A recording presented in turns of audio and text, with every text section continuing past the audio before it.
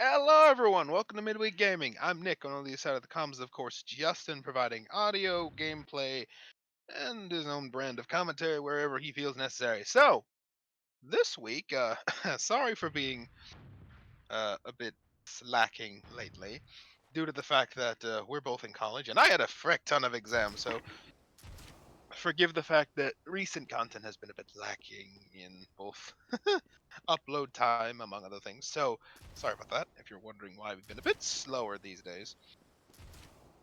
It should, hopefully, I made this promise before, but hopefully I should actually be able to keep it now and speed up and actually get things out in a timely manner and have some decent content. But we'll see. So, as for this week's content, Genshin, and I might throw in some Star Wars for flavor.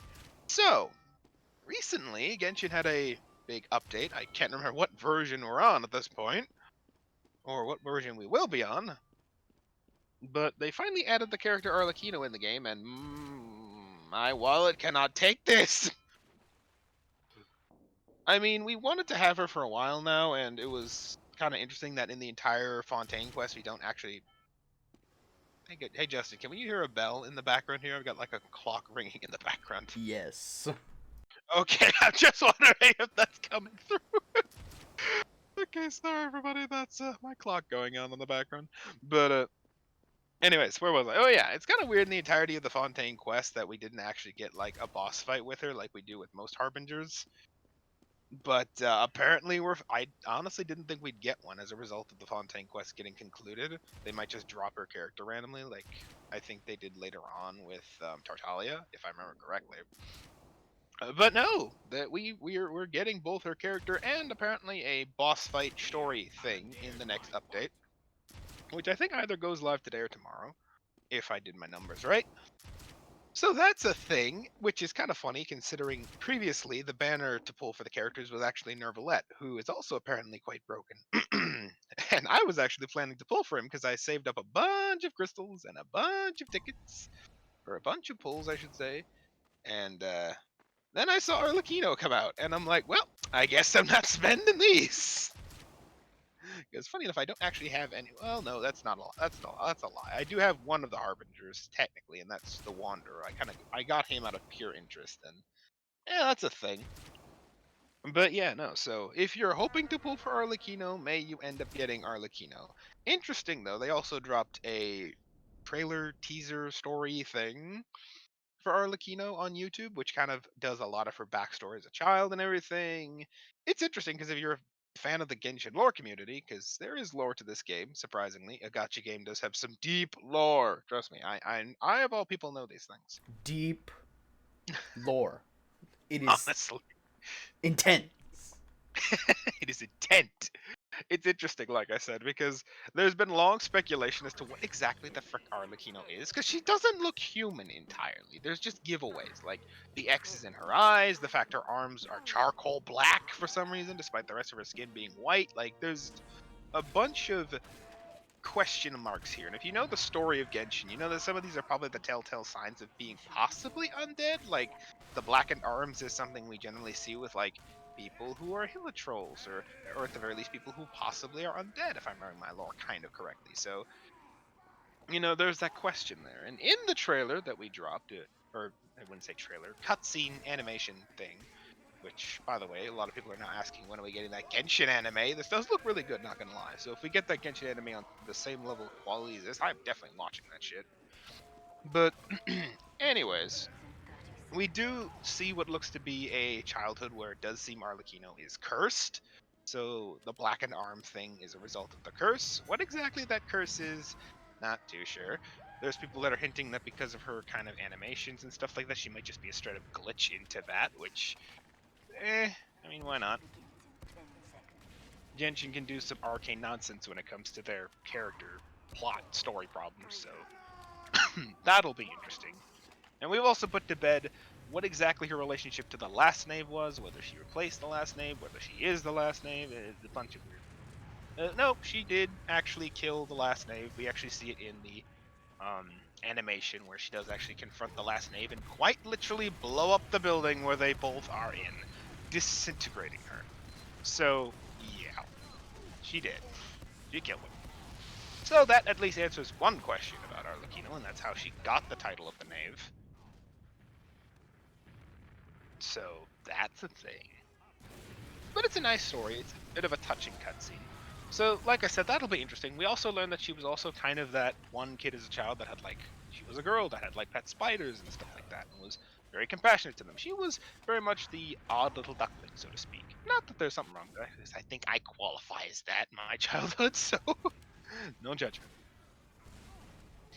But yeah, it'll be interesting to see that whole kind of dynamic that's going to play out. We might get to see more about the whole story between Linny and Lynette, and how Linny's been chosen as the next head of the house, and yada yada, and that's all going to be interesting. And we're going to get that, like I said, boss fight. And she has a really cool battle plan, but not going to lie. So yeah, I'm pulling for her, and my wallet is going to well, no, I got enough crystals saved up, I think, to get her. So I think I'll be fine. On the topic of getting, let's transition over to Star Rail, because I was kind of debating if I was going to bring up Star Rail, but what the hey. It's a Genshin video, so why not bring up a miHoYo's other game, who, depending on who you ask, they actually like more. I am crying. But, it's fine, whatever. It's fine, I'm not angry, you're angry. But, honestly though, I play both games excessively, so it's fine. But, the 1-year anniversary for Star Rail actually passed, and another character, much like in Genshin, got introduced recently. I think recently, anyway. And that's Adventurine, who is a gambler at heart, and yeah, I'm definitely, I have been pulling for him. Haven't gotten him yet. I am very sad. Plus, I kind of need him for a potential boss fight that I'm stuck on. Because he's a reservation character who's an imaginary, and if you know the bosses, you know there's one particular boss who that could be very useful against, so yeah, I need him! Plus, I don't have too many imaginary characters. I have like 2 or I'm only like 1 or 2. And none of them are either, no, I've got the Doctor, so he's got the attack, but I need a defense character. I really don't, now that I think about it, I really don't invest a lot in defense with the teams. I've just got a bunch of attacks and a healer. Maybe I should start investing in defense, just a thought. Anyways. There's a spy scout in his left corner. So, yeah. Plus, if you're in Pentacoli, imagination is gonna, or imagination? I don't remember how they recall that element, honestly. Imaginaria? I don't flippin' know. It's very useful in that planet, so, it's good to have. Plus, he's a really cool character with an interesting story. So yeah, that's a thing. And the 1-year anniversary of Star Rail has come up, and there's actually 1-year anniversary stuffs for Star Rail in the game currently right now. Like I said earlier, there's people that say Star Rail is more loved than Genshin, and there's even a leaker that speculates that Genshin is not a priority compared to Star Rail, and I won't comment too much on the leaks because I don't like doing leaks too much because I don't know how much validity they are. So, all I do know is this. In Genshin, every time we get an anniversary or just a New Year's event, they give us, just a free 4-star character, which is nice. In Star Rail, when we have this first anniversary, they're giving us just like a crap ton of pull tickets for the 5-star characters, or for the 5-star draws, so you get technically multiple 4 stars out of that, and possibly a 5-star if you're lucky. So, you do the numbers. Which is weird too, because right now the banner has Lynxie in it, and I just can't stop getting Lynxie! Oh my god. I have her like 6-starred and then some at this point. Good lord. You're such an ass. I don't know what it is, but that character just gets drawn to me like a magnet. Y'all salty. But yeah, that's a thing. Before I go too much rambling, any thoughts, Justin? Any comments? Nah. Had you taken a second longer, I'd have just been like, I think he's dead. Nah.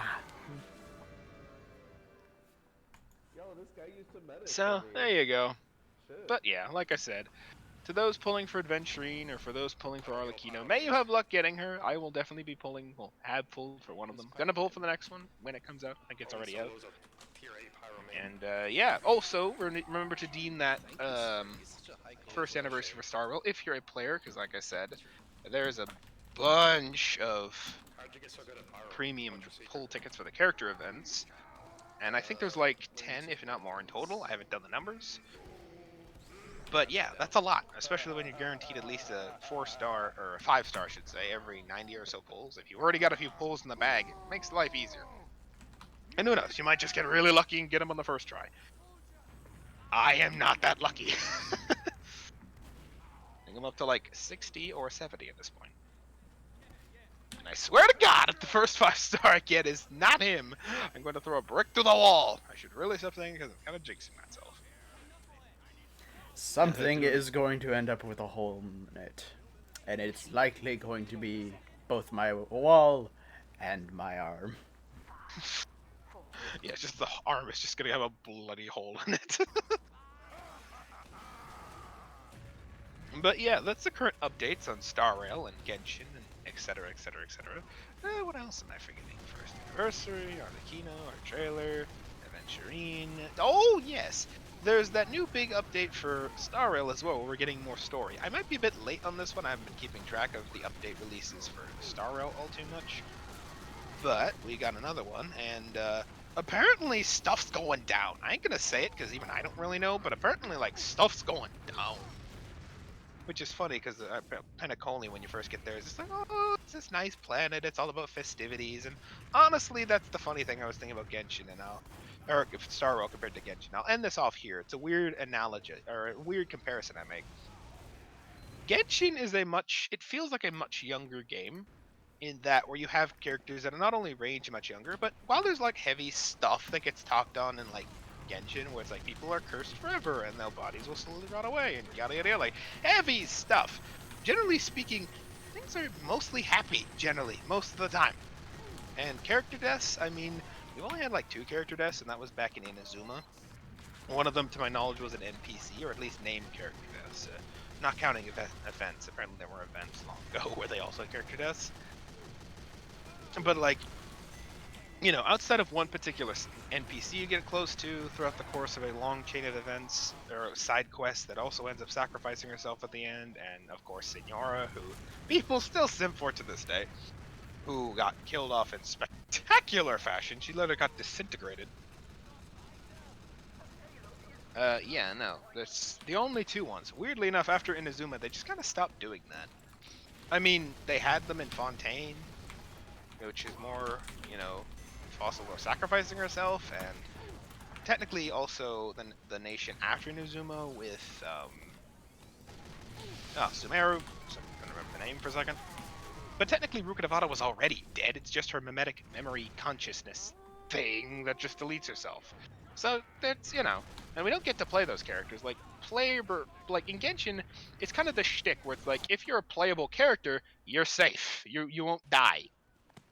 But Star Rail, considering it's a extension of the Honkai universe, fun fact, if you play Honkai Impact 3rd, they take place in the same multiverse thing. I say multiverse because it's kind of weird with how that universe has everything structured. TLDR, they're kind of all universes that are fruits on one giant-ass light tree. It's a real tree of life thing on a multiversal scale.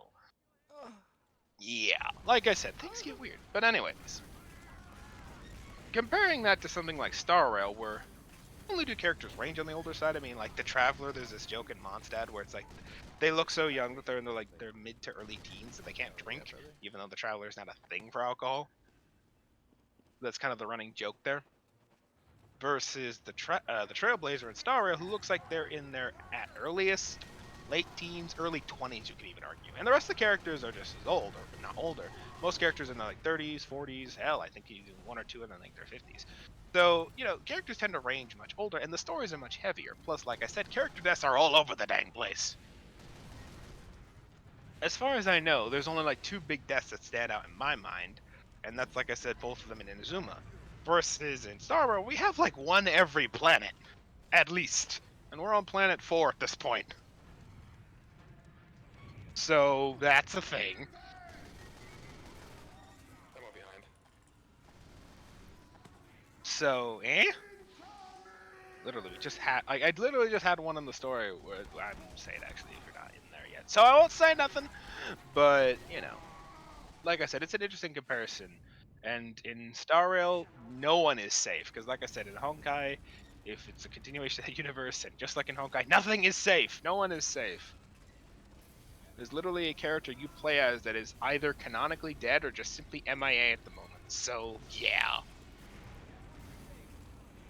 That's a thing. The only thing that probably could keep you safe is if you have a like adventure quest or story quest for that character, because then they become a person you can encounter on the Express, and it's kind of hard to have someone you can encounter on your space train thingy if they're dead. Just a thought.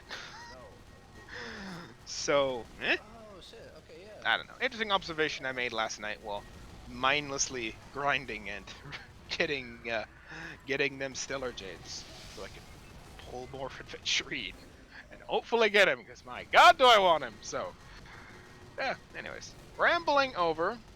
That's been fairly long, so I'll end it here unless Justin has any final comments or thoughts, especially about my interesting choice in hobbies. Nah, I've got nothing further to say. Not gonna comment on my on my weird use of financial amounts. Nah. Funny, I thought you were gonna make some crack about my weed thing. Oh, top. Nah. It wouldn't be as funny if I do it all the time. You gotta Fair. spread it out. That's fair. That's fair. So yeah, good luck pulling for Arlecchino. Good luck pulling for Adventurine. May you have luck, or maybe you're pulling for Genuine. She's also in the banner. She's also in the banner up with Adventurine this time with Instaro. So maybe you're pulling for the one. Anyways, see ya. Have a good week. Like I said, hopefully we'll get more content out in a more timely manner now. And yeah, have a good summer, because I think we're transitioning into summer now. Yes. Bye bye. Bye.